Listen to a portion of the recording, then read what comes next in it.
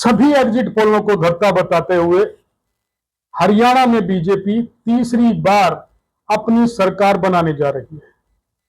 हरियाणा के लिए एक तरह से ये एक इतिहास बनाने का काम किया है। राजनीतिक इतिहास किसी पार्टी ने किया है तो वो बीजेपी ने किया है कि वो तीसरी बार पूर्ण बहुमत से अपनी सरकार बना रही है। ये वो बहुमत है जो 2014 में प्रधानमंत्री मोदी की लहर के बावजूद हरियाणा की जनता ने बीजेपी को नहीं दिया था, जब पहली बार मनोहर लाल खट्टर मुख्यमंत्री बनाए गए। नमस्कार, मैं राम गोपाल गार्गे और आप देख रहे हैं हरियाणा वार्ता टीवी।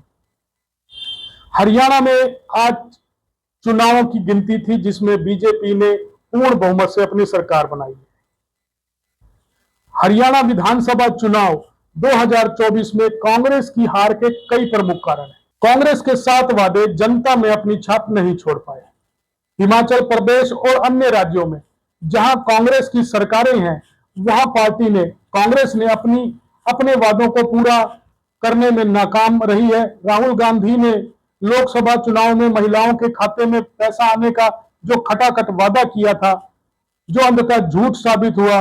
इसी प्रकार संविधान में बदलाव की बातें भी बिना किसी ठोस आधार पर फैलाई गई, जिससे दलितों ने बढ़ चढ़कर मोदी के लिए वोट किया। इस बार वो दलित अपने आप को ठगा महसूस कर रहे थे, जिस वजह से जो दलित कांग्रेस की तरफ जा रहा था वो बीजेपी की तरफ लौट आया। जनता का भरोसा कांग्रेस पर कमजोर हुआ है। राहुल गांधी की आक्रामकता, विशेषकर नरेंद्र मोदी के खिलाफ, ने भी कांग्रेस को नुकसान पहुंचाया। उनके कुछ विवादास्पद बयानों ने कांग्रेस को एंटी हिंदू छवि में धकेल दिया है। हालांकि जो ये कांग्रेस के बयान है, ये कोई राहुल के आज के अपने बयान नहीं है। जवाहरलाल नेहरू के टाइम से जो कांग्रेस का स्टैंड रहा है वो एंटी हिंदू रहा है। तुष्टीकरण के लिए कांग्रेस हमेशा मुसलमान की तरफ देखती है। उदाहरण के लिए राहुल गांधी ने 2014 में कहा था कि मंदिर जाने वाले हिंदू ही लड़कियां छेड़ते हैं।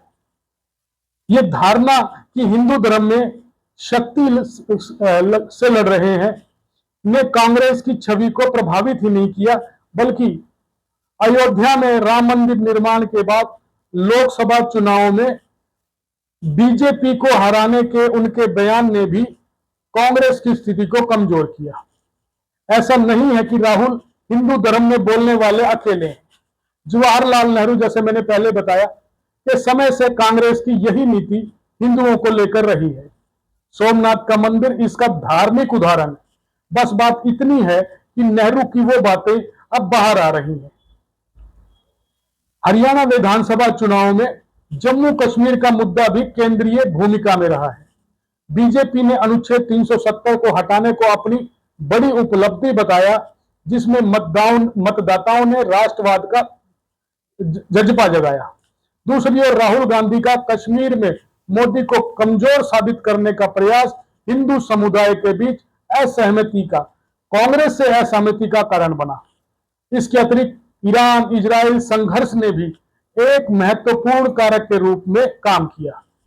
आपने देखा होगा कि जब नसरुल्लाह के ऊपर हमला किया इजराइल ने और उसको लेबनान में मार दिया, तो हिंदुस्तान के कई शहरों में शिया समुदाय के मुस्लिमों ने एकजुट होकर उसका विरोध किया, प्रदर्शन किया, जबकि हिंदुस्तान से उसका कोई लेना देना नहीं था। इस तरह की घटनाओं ने भी इन चुनावों में हिंदू समुदाय को एकजुट किया। कांग्रेस के अलावा अन्य विपक्षी दल जैसे आम आदमी पार्टी, जननायक जनता पार्टी और इंडियन नेशनल लोक दल ने भी इस चुनाव में कोई खास प्रभाव नहीं डाला। आम आदमी पार्टी ने दिल्ली के विकास मॉडल को हरियाणा में लागू करने का वादा किया था, लेकिन हरियाणा की जनता ने उस पर कतई विश्वास नहीं किया। जेजेपी, जननायक जनता पार्टी, जो पिछली बार बीजेपी के साथ किंग मेकर की भूमिका में थी, इस बार जनता के बीच अपनी पकड़ खो चुकी नजर आई है। इसी तरह आईएनएलडी अपने कमजोर संगठन और पुराने नेतृत्व के चलते चुनाव में कोई प्रभाव छोड़ने में नाकाम रही है। कांग्रेस की हार का एकमात्र प्रमुख कारण मेरी नजर में राहुल गांधी की एंटी विरोधी छवि तथा उनके द्वारा जनता के वोट लेने के झूठे वादे हैं। पूर्व मुख्यमंत्री भूपेंद्र सिंह हुड्डा और दीपेंद्र हुड्डा जैसे नेताओं ने पार्टी को आगे बढ़ाने की कोशिश की, लेकिन राहुल गांधी के बयानों ने वोटर को आकर्षित करने की बजाय उनसे दूरी बनाई। कांग्रेस ने अपने चुनावी प्रचार में भ्रष्टाचार, बेरोजगारी, अग्निवीर, महिला पहलवान आंदोलन, किसान आंदोलन और महंगाई जैसे मुद्दों को केंद्र में रखा, लेकिन इन मुद्दों का प्रभाव जनता पर उतना नहीं पड़ा जितना पार्टी ने यानी कि कांग्रेस ने और भूपेंद्र सिंह हुड्डा ने अपेक्षित किया था। उसका कारण क्या रहा? क्या भाजपा ने पिछले 5 वर्षों में ऐसे काम किए थे कि जनता उससे दूरी बना चुकी थी? एग्जिट पोल की बात करें तो एग्जिट पोल या सर्वे किस आधार पर किया जाता है? लोगों से किस आधार पर उनका फीडबैक लिया जाता है? जब आप किसी गली में जाएंगे, हरियाणा की आप किसी भी गली को उठा लीजिए, एक भी ऐसी गली नहीं मिलेगी जहां पर 2014 वाला जो कांग्रेस छोड़ के गई थी वो वाला हाल ना हो। नालियां गंदगी से अटी पड़ी हैं, सड़कें टूटी पड़ी हैं, गड्ढे हैं, धूल उड़ रही है, गंद उठाया नहीं जा रहा, सफाई के नाम पे भ्रष्टाचार हो रहा है, करोड़ों रुपया एक एक विधानसभा में खर्च करने के बाद जनता को कोई सुविधाएं नहीं मिल रही। अधिकारी अपनी मनमर्जी में जुटे हैं, सरकार की नीतियों ने उनको निरंकुश बना दिया है, भ्रष्टाचार से हरियाणा की जनता त्रस्त है। इसके बावजूद भाजपा तीसरी बार सत्ता में हासिल कर चुकी है और हासिल ही नहीं किया उसने पूर्ण बहुमत से सरकार बनाई है। 2019 में काम करने के बाद 2014 से 2019 का जो काल था जिसमें काम करने के बावजूद भाजपा जब 41 पे सिमट गई थी, आज वही भाजपा पूर्ण बहुमत की सरकार बना रही है 2014 की सिचुएशन में ही, जबकि जमीनी काम भाजपा के नगण्य हैं, जीरो हैं। कांग्रेस द्वारा उठाए गए जितने मुद्दे थे वो वास्तविक जनहित के मुद्दे थे। हरियाणा कांग्रेस में जाट, गैर जाट और दलित नेताओं के बीच आंतरिक कलह ने भी वोटरों पर नकारात्मक प्रभाव डाला। राहुल गांधी ने राष्ट्रवाद की ताकत को समझने में नाकाम रहते हुए तुष्टीकरण की राजनीति को जारी रखा। उनकी पार्टी ने देश की सुरक्षा, बल्कि उनकी पार्टी क्या कहूं, खुद राहुल गांधी ने देश की सुरक्षा और विकास जैसे मुद्दों पर ध्यान केंद्रित करने के बजाय जातीय और धार्मिक पहचान के मुद्दों को प्राथमिकता दी।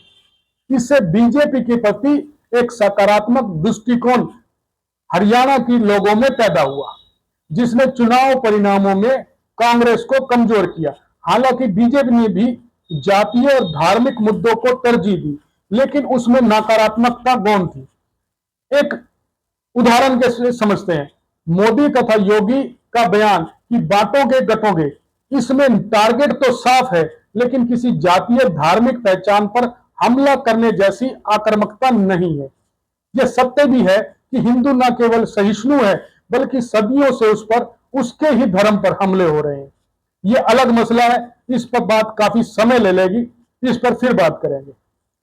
वापस हरियाणा की राजनीति पे, जहां भूपेंद्र सिंह हुड्डा ने हरियाणा के बहुसंख्यक जातों को अपने पाले में लाकर एक तरफा बीजेपी के खिलाफ माहौल बनाने में सफलता हासिल की थी, उसी तर्ज पर बीजेपी ने भी गैर जाट, ओबीसी तथा दलित वोट बैंक को साध लिया और उसको साधा ही नहीं, उसको सफलता से साधा। चुनाव परिणाम ये साफ दर्शा रहे हैं कि बीजेपी कांग्रेस के दलित वोट छीनने में कामयाब रही है। हरियाणा की राजनीति में जाटों की प्रमुख भूमिका है, लेकिन बीजेपी ने अपनी नीति में हाशिए पर रह रहे वर्गों को साध लिया है, जिसका सीधा असर इन चुनाव परिणामों पर पड़ा है।